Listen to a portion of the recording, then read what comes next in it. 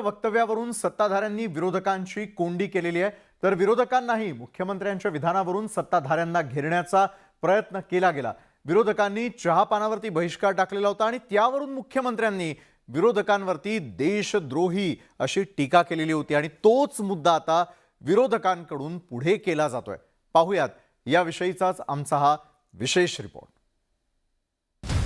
त्यांच्या चहापान कार्यक्रमाला उपस्थित राहणं हा महाराष्ट्र द्रोह ठरला असता। त्यांनी देशद्रोह केला, त्याचा राजीनामा पण घेण्याची हिंमत नाही दाखवली। बरं झालं ते त्यांचे साथीदार अजित पवार आहेत, त्यांच्याबरोबर चहा पिण्याची वेळ आम्ही टळली।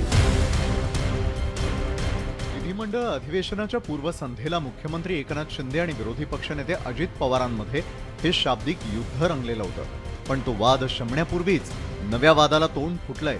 त्याला कारणीभूत ठरलंय खासदार संजय राऊतांचं ते वक्तव्य।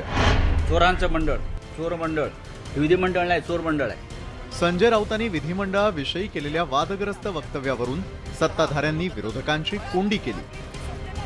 अध्यक्ष महोदय, आम्ही सगळे चोर म्हणतात आणि हे काय महाचोर आहेत का? काहीतरी आम्हाला कळायला पाहिजे, आम्हाला निर्णय पाहिजे ना साहेब, आम्हाला आज निर्णय पाहिजे। संजय राऊतांच्या वक्तव्यामुळे काहीसे बॅकफूटवर गेलेल्या महाविकास आघाडीनं थेट मुख्यमंत्री एकनाथ शिंदेंवर निशाणा साधलाय। मुख्यमंत्र्यांनी विरोधकांना देशद्रोही संबोधल्याची आठवण काँग्रेस नेते बाळासाहेब थोरातांनी सभागृहात करून दिली। अध्यक्ष महोदय, या विधिमंडळाला चोर मंडळ म्हणणं जसं दिशेदार आहे, त्याच पद्धतीनं आमच्या विरोधी पक्षातल्या सदस्यांना देशद्रोही म्हणणं सुद्धा चुकीचं आहे, हे सुद्धा लक्षात घेतलं पाहिजे। शब्दाचा वापर सगळ्यांनीच व्यवस्थित केला पाहिजे, हे या निमित्तानं आपल्या सगळ्यांना सांगतो। आता तर मला वाटतं त्यांनी जर वक्तव्य जर केलंच असेल तर ते बरोबरच आहे। हे असे लोक हे देशद्रोहीच्याच लाईनीत बसतात, त्याच पंक्तीत बसतात, म्हणून यांच्यात तो सुद्धा गुन्हा दाखल झाला पाहिजे। आता संजय राऊतांच्या वक्तव्याची हक्कभंग समितीकडून पडताळणी केली जाणार आहे। तसे आदेश विधानसभा अध्यक्षांनी दिलेत। मात्र राऊतांविरोधात हक्कभंग लागू होत नसल्याचा दावा आमदार सुनील राऊतांनी केलाय। हक्कभंगाचा प्रश्न होऊ शकत नाही, कारण जे वाक्य म्हणलेलं आहे ते विधान भवनाच्या बाहेर म्हटलेलं आहे आणि जे म्हणलेलं आहे हे त्या 40 लोकांच्या संदर्भात बोललेले आहे, त्यामुळे हक्कभंग होऊ शकत नाही।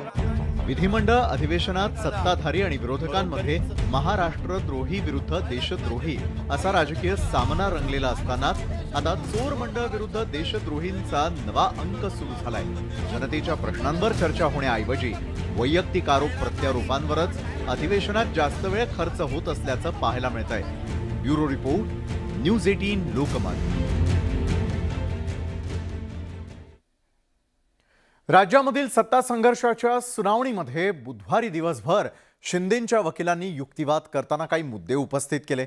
2 बैठकीला गैरहजर राहिल्यामुळे स्वेच्छेनं सदस्यत्वाचा त्याग केल्याचं त्यांना सांगण्यात आल्याचा युक्तिवाद शिंदेंच्या वकिलांनी केला।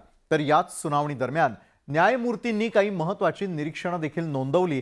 त्यामध्ये जर एकनाथ शिंदे यांना अपात्र ठरवलं असतं तर काय झालं असतं असा सवाल न्यायमूर्तींनी विचारलेला आहे।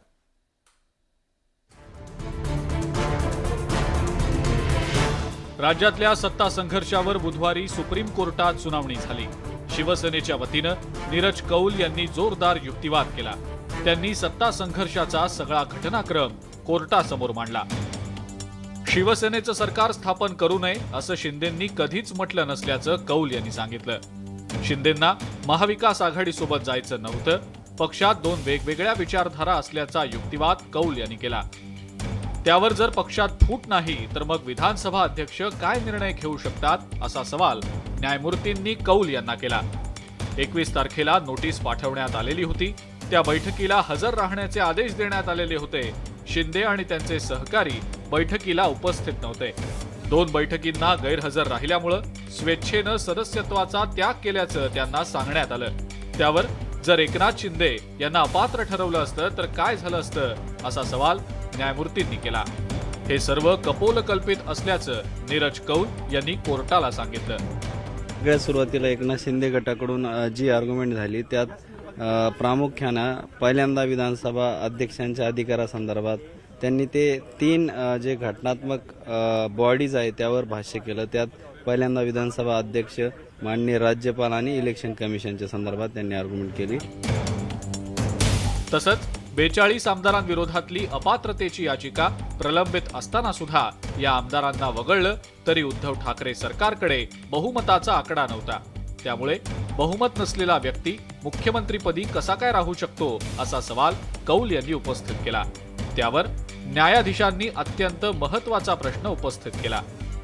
विधानसभा अध्यक्षांनी 39 आमदारांच्या विरोधात अपात्रतेची कारवाई केली असती तर चित्र वेगळं असतं असं महत्त्वाचं निरीक्षण सरन्यायाधीशांनी नोंदवलं.